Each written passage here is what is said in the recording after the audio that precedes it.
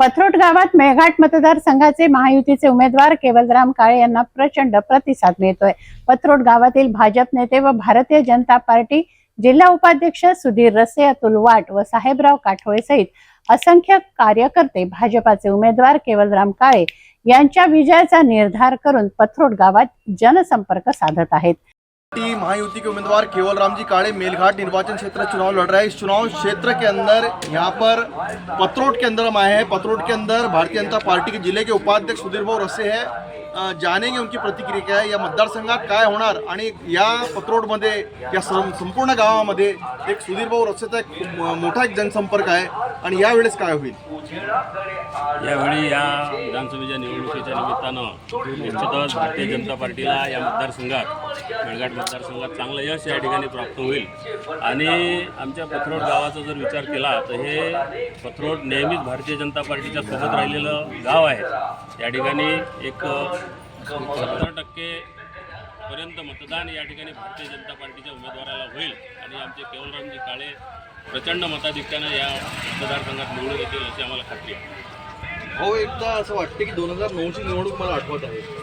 त्यावेळेस निवडणुकीची महायुति के उम्मीदवार केवलराम जी काळे मेलघाट निर्वाचन क्षेत्र चुनाव लड़ रहे हैं। इस चुनाव क्षेत्र के अंदर यहाँ पर पथरोट के अंदर हम आए हैं। पथरोट के अंदर भारतीय जनता पार्टी के जिले के उपाध्यक्ष सुधीर भाऊ रसे है। जानेंगे उनकी प्रतिक्रिया क्या है, या मतदारसंघात काय होणार आणि या पथरोटमध्ये या संपूर्ण गावामध्ये एक सुधीर भाऊ रसेचा एक मोठा एक जनसंपर्क आहे आणि यावेळेस काय होईल। यावेळी या विधानसभेच्या निवडणुकीच्या निमित्तानं निश्चितच भारतीय जनता पार्टीला या मतदारसंघात मेळघाट मतदारसंघात चांगलं यश या ठिकाणी प्राप्त होईल। आणि आमच्या पथरोट गावाचा जर विचार केला तर हे पथरोट नेहमीच भारतीय जनता पार्टीच्या सोबत राहिलेलं गाव आहे। या ठिकाणी एक 70% पर्यंत मतदान या ठिकाणी भारतीय जनता पार्टीच्या उमेदवाराला होईल आणि आमचे केवलरामजी काळे प्रचंड मताधिक्यानं या मतदारसंघात निवडून येतील अशी आम्हाला खात्री आहे। हो, एकदा असं वाटते की 2009ची निवडणूक मला आठवत आहे।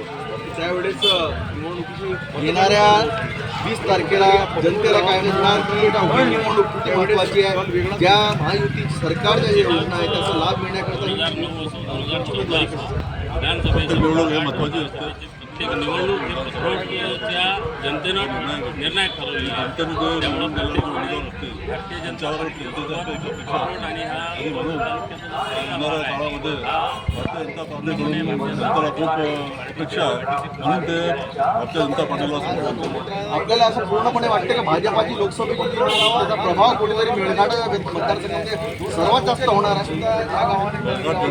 मतदारसंघामध्ये लोकसभेमध्ये मेळघाटच्या जनतेने लोकसभेच्या उमेदवार म्हणून आणि त्यांची अजून ते कायम आहे आणि ते मताधिक्य एकदम कायम राहील। ते मताधिक्य कायम राहील आणि मेळघाटामधली जनता ही वापस कौल देणार। आपल्यासोबत येथील येणाऱ्या 20 तारखेला ग्रामपंचायत काय म्हणणार की अतुलची वाट आहे, अतुलची वाट काय पथरोट ग्रामामध्ये ज्या प्रकारचं वातावरण झाली असं वाटतं। प्रत्येक निवडणूक हे महत्त्वाची असते।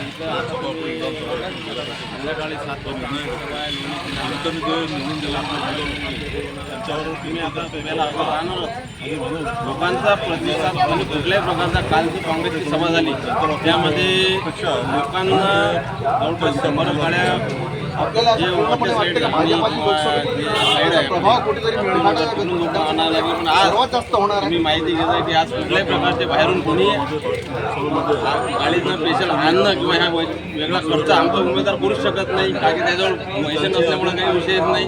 त्यामुळं तुम्ही आज सभेला किती गर्दी होती आणि समय आयोजित जे आहे आज दुपारी मताधिक्य कायम राहील आणि मेळघाटावर जनता ही वापस कौल देणार। आपल्यासोबत येथील अंदाज घेऊ शकता की सभेला उमेदवाराला लोकांचा सभापती अतुलची वाट आहे, अतुलची वाट काय म्हणणार पथरोट ग्रामामध्ये या ज्या प्रकारचं वातावरण आपण तयार केलं सर्वात जास्त असा अंदाज आहे की 75% पर्यंत पथरोट कामापूर तेलंगणीमधून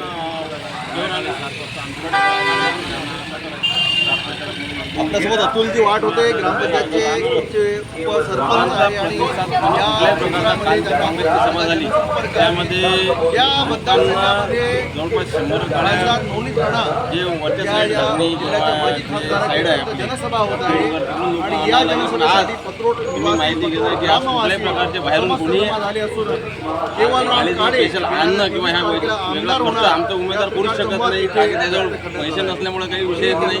त्यामुळे तुम्ही आज सभेला किती गर्दी होते आणि सभा मेळघाट मतदारसंघाचे महायुतीचे उमेदवार केवलराम काळे यांचा विविध गावात झंझावाती प्रचार सुरू आहे. पत्रोड गावात केवलराम काळे यांची पदयात्रा निघाली. या पदयात्रेला नागरिकांनी उत्स्फूर्त प्रतिसाद दिला. विजयाच्या घोषणा रॅलीतील सहभागींनी दिल्या. असा अंदाज आहे की सभेच्या माध्यमातून या मेळघाट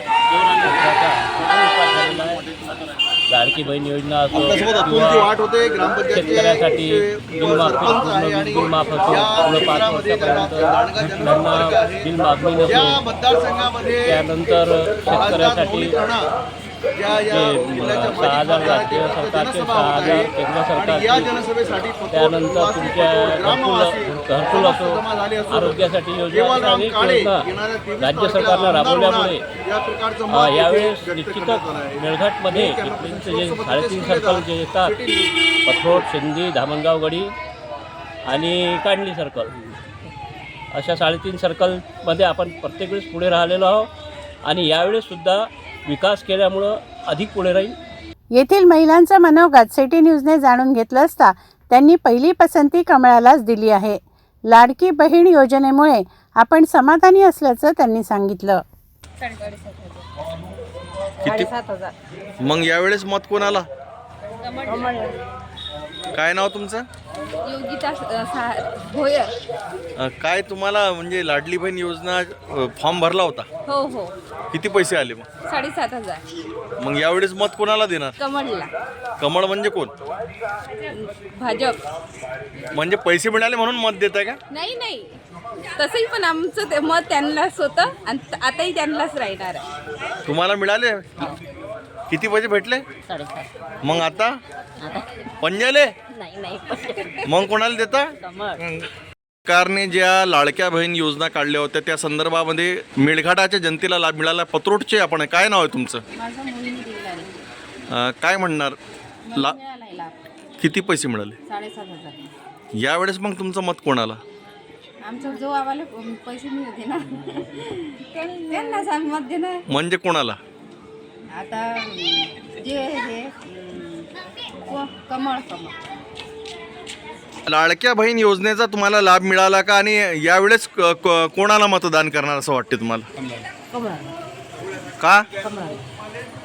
आम्ही सुरुवातपासून कमळलाच मत करणार. काय म्हणत आहे? कमळलाच मत देणार आहे. याच्या अगोदर मग जेव्हा हो, सुरुवातपासूनच आम्ही BJP लाच मत करणार. यावेळेस काय येणार मग इथं? इथं आमच्या इथं तर आम्ही कमळचेच आहेत.